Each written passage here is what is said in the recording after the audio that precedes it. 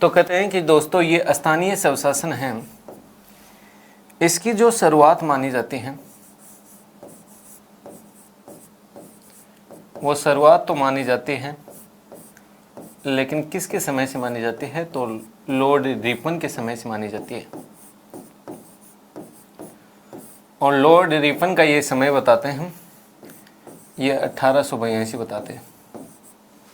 Next कहते हैं कि दोस्तों यूं ही नहीं बल्कि इस लॉर्ड रिपन को भारत का उद्धारक व स्थानीय स्वशासन का जनक कहा जाता है। स्थानीय स्वशासन का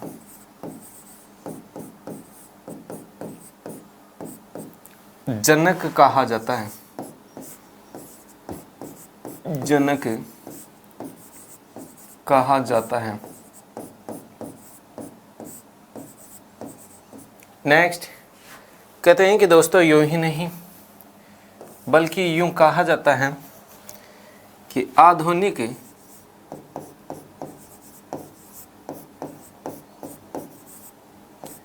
पंचायती राज व्यवस्था का जनक, पंचायती राज व्यवस्था का जनक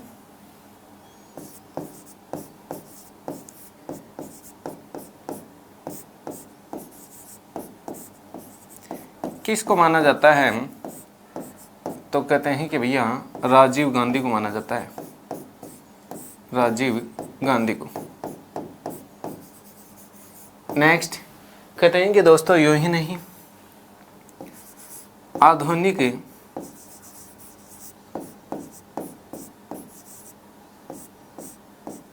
पंचायती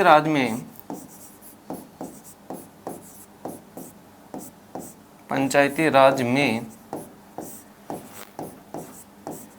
गांधीवादी या गांधी जी के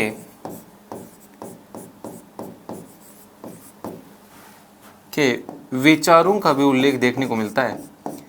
विचारों का उल्लेख देखने को मिलता है। नेक्स्ट कहते हैं कि दोस्तों यूं ही नहीं स्थानीय स्वशासन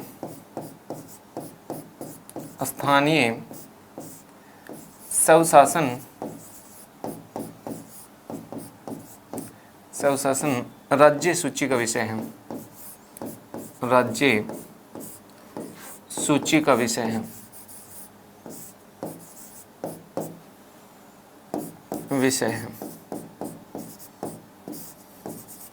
नेक्स्ट कहते हैं कि दोस्तों आज़ादी के बाद जो ग्राम पंचायतों के जो गठन का प्रावधान है, ग्राम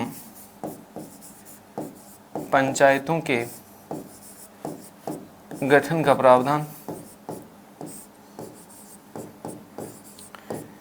ये कहते हैं कि दोस्तों आर्टिकल केवल 40 में देखने को मिलता है। आर्टिकल अनुच्छेद कौन से में देखने को मिलता है? 40 में है। ठीक है, यानी कहने का मतलब नीति निर्देशक तत्वों में। नेक्स्ट पंचायती राज व्यवस्थाओं को पंचायती राज व्यवस्था को पंडित जवाहरलाल नेहरू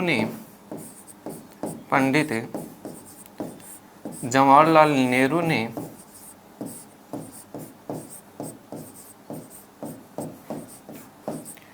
लोकतंत्र की प्रथम पाठशाला कहा है। लोकतंत्र की प्रथम पाठशाला कहा है। पाठशाला कहा है। नेक्स्ट कहते हैं कि दोस्तों महात्मा गांधी की एक पुस्तक बताते हैं।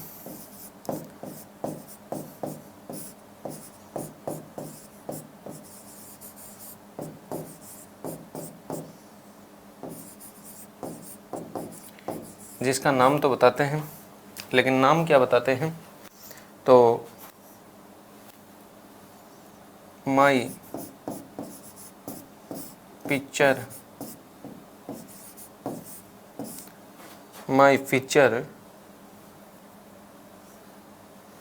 Of free India. ये महात्मा गांधी की एक पुस्तक बताते हैं, my picture of free India. इस पुस्तक में कहते हैं कि साहब पंचायती राज व्यवस्था का उल्लेख देखने को मिलता है। पंचायती राज व्यवस्था का उल्लेख देखने को मिलता है।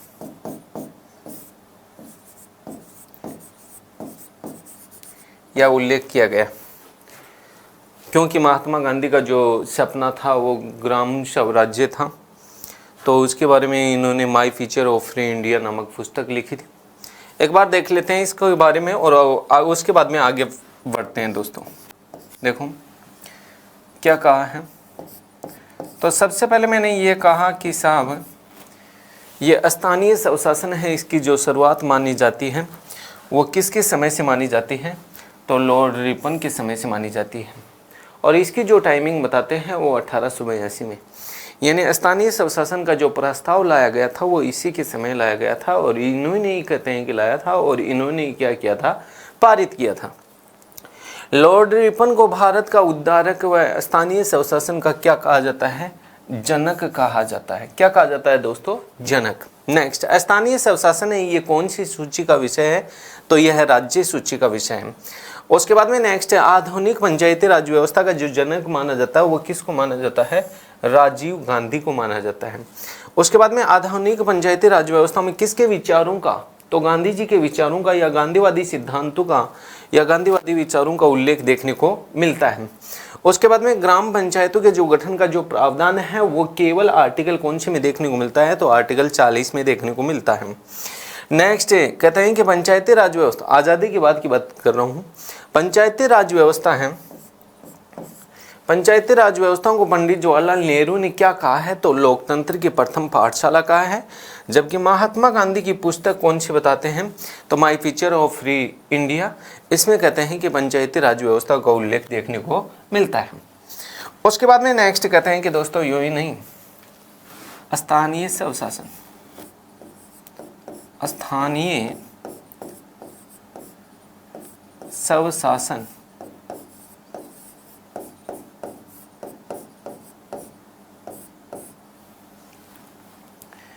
ये कहते हैं कि भैया दो प्रकार के हैं। स्थानीय स्वशासन कितने प्रकार का है, दो प्रकार का है, दो भागों में बांटा गया है स्थानीय स्वशासन को। नंबर एक, तो नंबर एक पे बताते हैं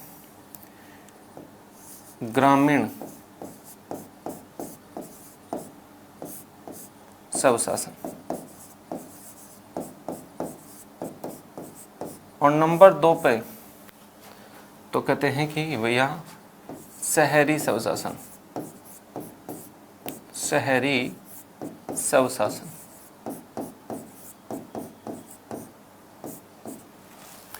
ग्रामीण स्वशासन और शहरी स्वशासन।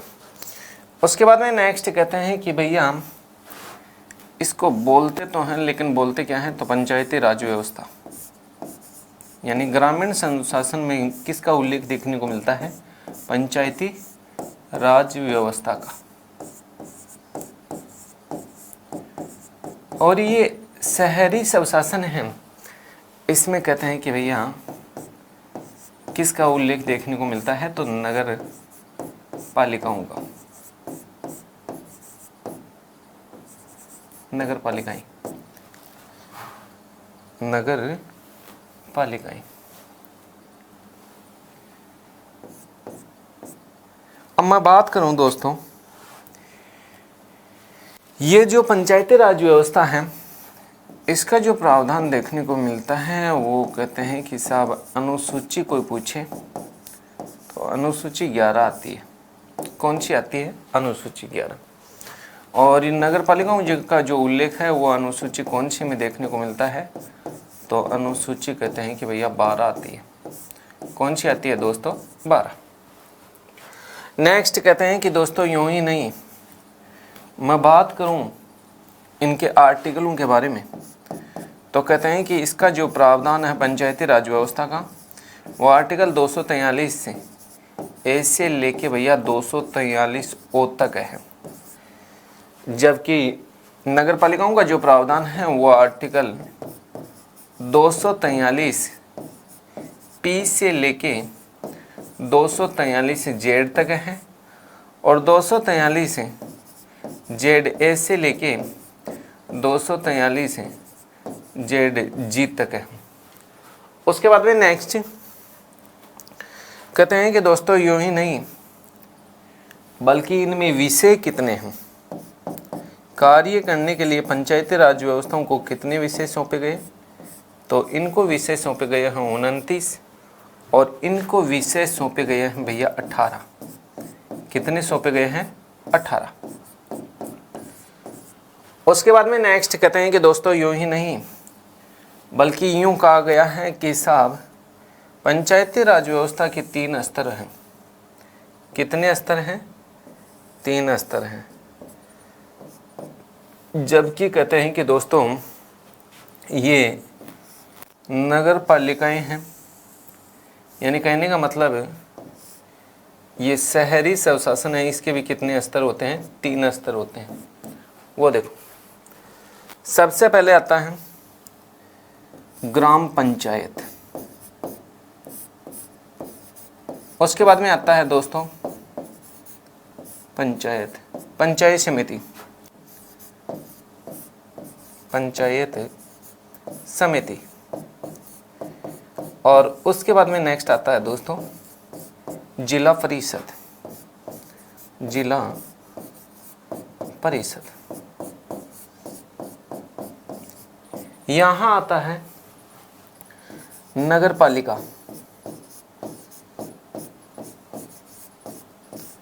और यहाँ आता है नगर परिषद, नगर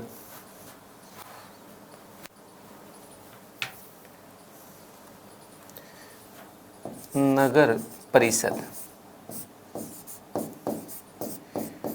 और यहाँ आता है दोस्तों नगर निगम।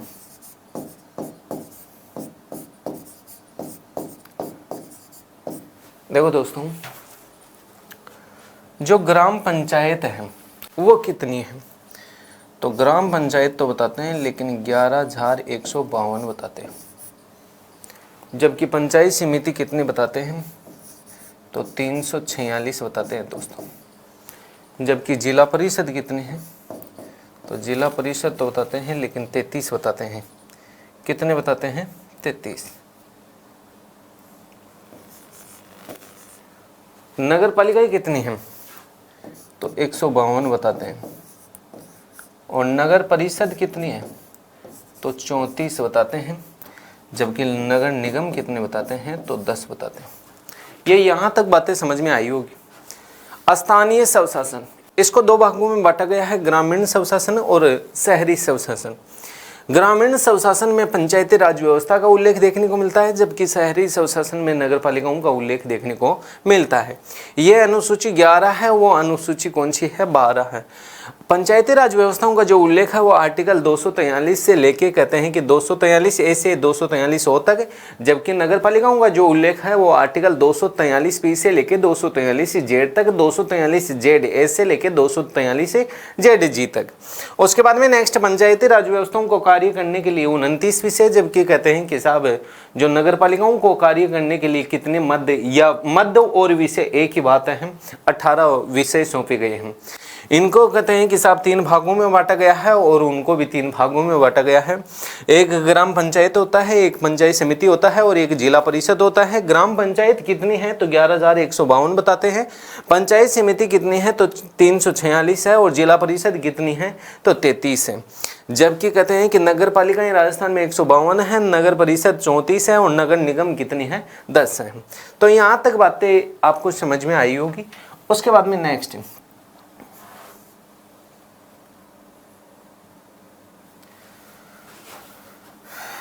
पंचायती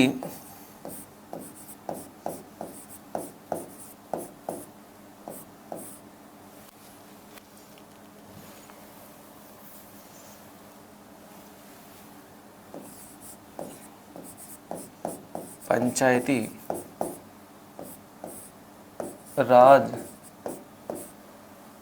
के लिए किए गए पंचायती राज के लिए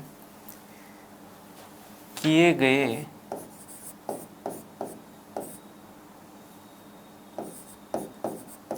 संवैधानिक प्रयास, संवैधानिक प्रयास, पंचायती राज व्यवस्थाओं के लिए किए गए जो संवैधानिक प्रयास हैं वो कौन कौन से? देखो दोस्तों, नंबर 1 पे जो बात आती है वो किसके बारे में? तो कहते हैं कि दोस्तों सामुदायिक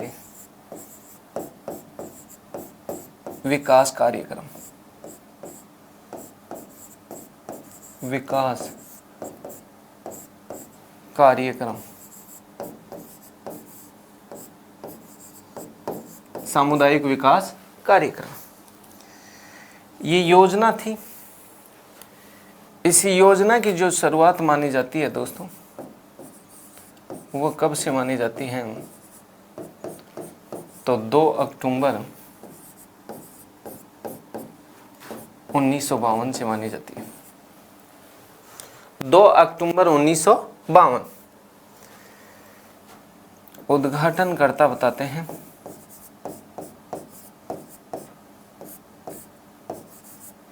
वो कहते हैं कि भैया पंडित जवाहरलाल नेहरू को बताते हैं। किसको बताते हैं? पंडित जवाहरलाल नेहरू। उद्घाटनकर्ता पंडित जवाहरलाल नेहरू को बताते हैं।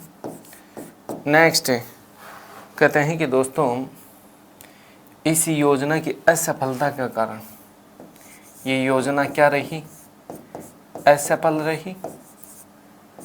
असफलता का कारण क्या था? तो नंबर 1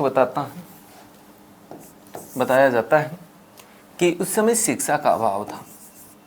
शिक्षा का अभाव, शिक्षा का अभाव। नंबर 2 क्या बताते हैं? तो नंबर 2 बताते हैं केंद्र व राज्य के बीच, केंद्र व राज्य के बीच, राज्य के बीच समन्वय का अभाव, समन्वय का अभाव, ये इसकी असफलता के कारण थे। नेक्स्ट कहते हैं कि दोस्तों यूं ही नहीं बल्कि यूं कहा जाता है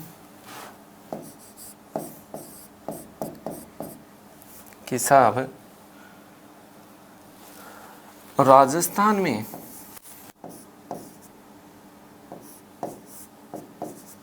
राजस्थान में 1953 में ग्राम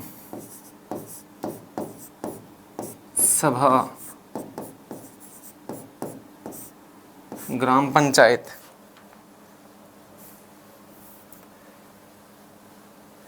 ग्राम पंचायत अधिनियम लागू किया गया। अधिनियम लागू किया, लागू किया। उसके बाद वे नेक्स्ट कहते हैं कि दोस्तों बातें यहाँ तक होती तो ठीक थी, लेकिन एक समिति आती है और उस समिति का नाम तो बताते हैं, लेकिन नाम क्या बताते हैं?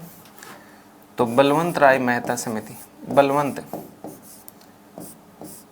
राय मेहता समिति। बलवंत राय जो मेहता समिति है, इस समिति के बारे में क्या कहा जाता है? तो इस समिति का जो गठन तो हुआ था दोस्तों, लेकिन गठन हुआ कब था? तो कहते हैं कि जनवरी 1957 में। नेक्स्ट, इस समिति ने अपनी रिपोर्ट कब दी थी? इस समिति ने अपनी रिपोर्ट तो दी थी दोस्तों, लेकिन 24 नवंबर 1957 को दी थी। नेक्स्ट, इस समिति का अध्यक्ष किसको बताते हैं? तो अध्यक्ष तो बताते हैं, लेकिन बलवंत राय मेहता को बताते हैं। बलवंत राय मेहता, ये इस समिति के अध्यक्ष थे। ये कहते हैं कि गुजरात के पूर्व सीएम थे। गुजरात के पूर्व सीएम, ठीक है, गुजरात के पूर्व मुख्यमंत्री थे। नेक्स्ट, कहते हैं कि दोस्तों इस समिति का जो उद्देश्य क्या था? उद्देश्य,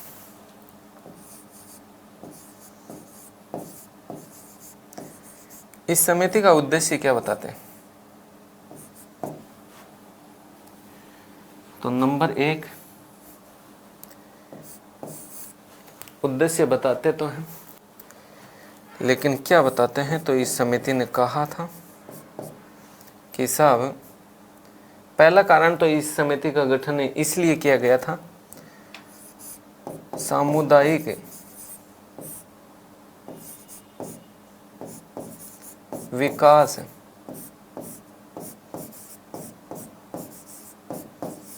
कार्यक्रम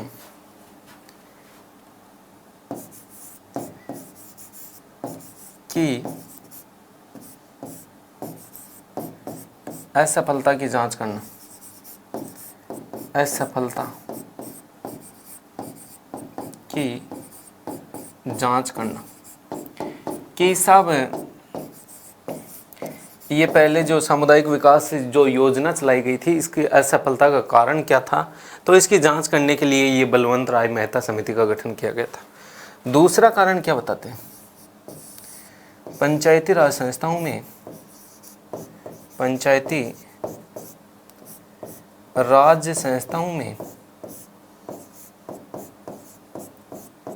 संस्थाओं में लोकतांत्रिक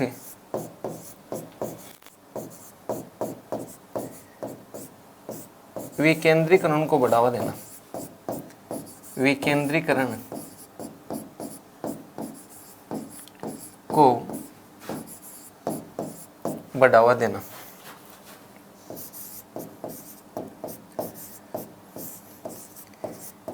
यहाँ दोस्तों ये लोकतांत्रिक विकेंद्रीकरण का मतलब क्या होता है? लोकतांत्रिक विकेंद्रीकरण का मतलब क्या होता है? तो कहते हैं कि साहब, जो स्थानीय स्वशासन है, स्थानीय स्वशासन, इस स्थानीय स्वशासन में अधिक से अधिक लोगों की क्या भागीदारी क्या करना? सुनिश्चित करना। क्या करना? सुनिश्चित करना ही क्या है? तो कहते हैं कि लोकतांत्रिक विकेंद्रीकरण है, सुनिश्चित करना। ये यहाँ तक बातें समझ में आई होगी आपको? ये यहाँ तक बातें समझ में आई होगी आपको? देखते हैं, उसके बाद में अगली क्लास में देखते हैं दोस्तों।